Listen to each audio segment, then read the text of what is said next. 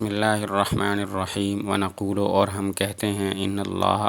بے شک اللہ تعالیٰ نے اتخذ ابراہیم خلیلا، بنایا ابراہیم علیہ السلام کو دوست، وکلم موسیٰ، اور بات کی موسیٰ علیہ السلام سے تکلیماً، بات کرنا، ایماناً، ہم یہ کہتے ہیں ایمان کے طور پر، و تصدیقاً، اور تصدیق کے طور پر، و تسلیماً، اور مان لینے کے طور پر۔ ہمارا اس بات پر ایمان ہے اور تصدیق و تسلیم ہے کہ اللہ تعالیٰ نے ابراہیم علیہ السلام کو اپنا دوست بنایا اور موسیٰ علیہ السلام سے ہم کلام ہوئے۔ موسیٰ علیہ السلام ابراہیم علیہ السلام کو خلیل بنایا، اس کی تائید اور دلیل تو قرآن مجید کل ہے، واتخذ اللہ ابراہیم خلیلا، کہ اللہ تعالیٰ نے ابراہیم علیہ السلام کو خلیل بنایا اور موسیٰ علیہ السلام سے ہم کلام ہوئے، اس کی دلیل ہے وکلم اللہ موسیٰ تکلیما، کہ اللہ تعالیٰ نے موسیٰ علیہ السلام سے بات کی۔ وَنُؤْمِنُ، اور ہم ایمان لاتے ہیں، بالملائکۃ، فرشتوں پر، والنبیین، اور انبیاء پر، والکتب، اور کتابوں پر، المنزلۃ علی المرسلین، جو نازل کی گئی ہیں رسولوں پر، ونشہد، اور ہم گواہی دیتے ہیں، انہم کانوا علی الحق المبین، کہ بے شک وہ تھے واضح حق پر۔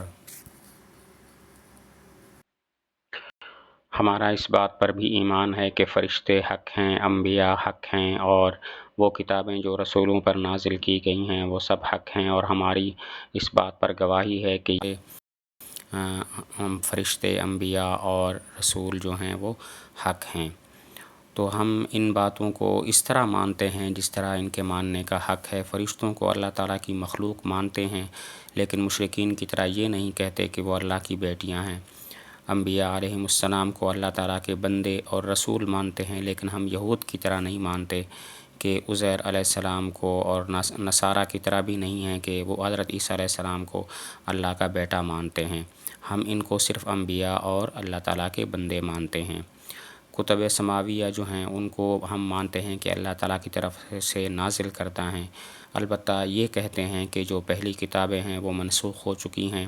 اور قیامت تک کے لیے قرآن مجید ان کے لیے ناسخ ہے، لائحہ عمل ہے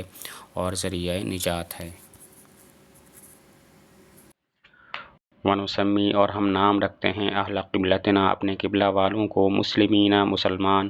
مومن، ما داموا، جب تک وہ رہیں، بما جاء بہ النبی صلی اللہ علیہ وسلم، اس بات پر کہ جو حضور صلی اللہ علیہ وسلم لے کر آئے تھے، معترفین، اعتراف کرتے ہوئے،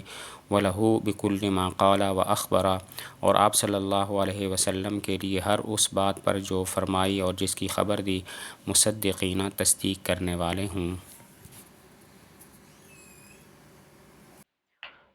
ہم اپنے اہل قبلہ کو مسلمان اور مومن نام ان کا رکھتے ہیں، لیکن شرط یہ ہے کہ وہ حضور صلی اللہ علیہ وسلم کے لائے ہوئے دین کو ماننے والے ہوں، اور حضور صلی اللہ علیہ وسلم نے جو بات بھی فرمائی اور جس بات کی بھی خبر دی اس کی وہ تصدیق کرنے والے ہوں۔ یہاں پر اہل قبلہ سے مراد لغوی معنی نہیں ہے کہ جو کاف منہ کر کے نماز پڑھتے ہوں، عبادت کرتے ہوں،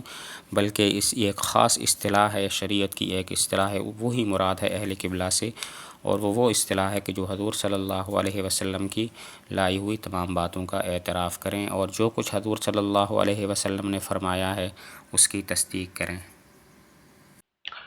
اور ہم غور و خوض نہیں کرتے فی اللہ، اللہ تعالیٰ کی ذات کے بارے میں، ولا نماری، اور ہم جھگڑا نہیں کرتے فی دین اللہ تعالیٰ، اللہ تعالیٰ کی دین کے بارے میں۔ ہم اللہ تعالیٰ کی ذات میں غور و خوض نہیں کرتے، انسانی عقل اس قابل نہیں ہے کہ وہ اللہ تعالیٰ کی ذات کا احاطہ کرے، لہذا اللہ تعالیٰ کی ذات کے بارے میں بحث کرنا جائز۔ اسی طرح اللہ تعالیٰ کے دین کے بارے میں جھگڑا کرنا بھی جائز نہیں ہے۔ ہاں، دین کے لیے دین کے مخالف سے مجادلہ کرنا، مناظرہ کرنا، یہ ٹھیک ہے اور محمود و مطلوب ہے۔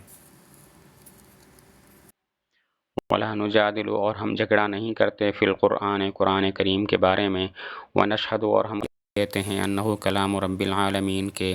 یہ اللہ تعالیٰ کا کلام ہے، نزل بہ الروح الامین، جس کو نازل کیا، جس کو لے آئے حضرت جبرائیل امین علیہ السلام فعلمہ سید المرسلین، پس وہ کلام مجید سکھا دیا رسولوں کے سردار کو، محمد صلی اللہ علیہ وسلم کو، وہو کلام اللہ تعالیٰ، اور یہ اللہ تعالیٰ کا کلام ہے، لا یساویہ شیء من کلام المخلوقین، اس کے برابر نہیں ہے مخلوقین کی کلام میں سے کچھ، ولا نقول، اور ہم قائل نہیں ہیں بخلق القرآن، قرآن کے مخلوق ہونے کے بارے میں، ولا نخالف جماعت المسلمین، اور ہم مخالفت نہیں کرتے مسلمانوں کی جماعت کے۔ مطلب ہے ہم قرآن کریم کے بارے میں جھگڑا نہیں کرتے، اور ہم اس بات کی گواہی دیتے ہیں کہ اللہ تعالیٰ کا کلام ہے۔ جبرائیل علیہ السلام قرآن مجید کو نازل کیا، قرآن مجید لے کر آئے، حضور صلی اللہ علیہ وسلم پر اتارا، اور حضور صلی اللہ علیہ وسلم کو سکھایا۔ حقیقت میں تو معلم حضور صلی اللہ علیہ وسلم ہیں، جبرائیل علیہ السلام صرف واسطہ ہیں، تو معلم کا اطلاق جبرائیل علیہ السلام پر صرف مجازن ہے، ورنہ حقیقت میں تو حضور صلی اللہ علیہ وسلم کے معلم اللہ تعالیٰ ہی ہیں، معلم جبرائیل علیہ السلام نہیں ہیں۔ جبرائیل علیہ السلام صرف واسطہ ہیں، تو مجازن جبرائیل علیہ السلام کو معلم کہہ دیا گیا۔ یہ کوئی اللہ تعالیٰ کی کلام ہے، یہ مخلوقی کلام کے مشابہ نہیں ہے، یہ اللہ تعالیٰ کی صفت ازلی ہے۔ اللہ تعالیٰ خود بھی ازلی ہیں، اللہ تعالیٰ کی صفات بھی ازلی ہیں، تو کلام بھی اللہ تعالیٰ کی ایک صفت ہے، اسی وجہ سے کلام یعنی قرآن مجید بھی ازلی اور قدیم ہوگا۔ تو ازلی تو وہ کلام اللہ تعالیٰ کی ذات کے ساتھ قائم ہے، باقی جو ہم پڑھتے ہیں، جو حروف و اصوات سے مرکب ہوتا ہے، یہ مراد نہیں ہے، یہ کلام اللہ نہیں ہے، بلکہ کلام اللہ پر دلیل ہے۔ کلام اللہ وہ ہے جو اللہ تعالیٰ کی ذات کے ساتھ قائم ہے، اور وہ صفت ہے، اور ازلی اور قدیم ہے۔ خلاصہ یہ کہ جو کلام اللہ تعالیٰ کی صفت قدیم ہے، اور ہم جو پڑھتے ہیں وہ تلفظ کرنا ہے، اور تلفظ کرنا حادث ہوتا ہے۔ وَلَا نُكَفِّرُ أَحَدًا مِّنْ أَهْلِ الْقِبْلَةِ، اور ہم تکفیر نہیں کرتے اہل قبلہ میں سے کسی ایک کی، بذنب، کسی گناہ کی وجہ سے، ما لم يستحلہ، جب تک کہ وہ حلال نہ سمجھے۔ مطلب ہے گناہ گار مسلمان کو ہم کافر قرار نہیں دیتے، ہاں وہ کافر تب کہلائے گا جب کہ وہ اس گناہ کو حلال سمجھے اور کہے کہ یہ گناہ جائز ہے۔ وَلَا نَقُولُ، اور ہم نہیں کہتے، لا يَضُرُّ مَعَ الْإِيمَانِ، نقصان نہیں دیتا ایمان کے ساتھ، ذنب، کوئی گناہ، لمن عملہ، اس شخص کو کہ جس نے اس کا ارتکاب کیا۔ اس کا مطلب یہ ہے کہ ایسی بات نہیں کرتے کہ اگر ایمان ہو تو کوئی گناہ نقصان نہیں دیتا، گناہ کی وجہ سے انسان اگرچہ کافر تو نہیں ہوتا، لیکن بہرحال اس کا وبال ضرور اس پر پڑتا ہے، اور یہ گناہ دل کی سیاہی کا باعث بن جاتا ہے، اور انسان اس کی وجہ سے عذاب کا اور سزا کا مستحق ہو جاتا ہے۔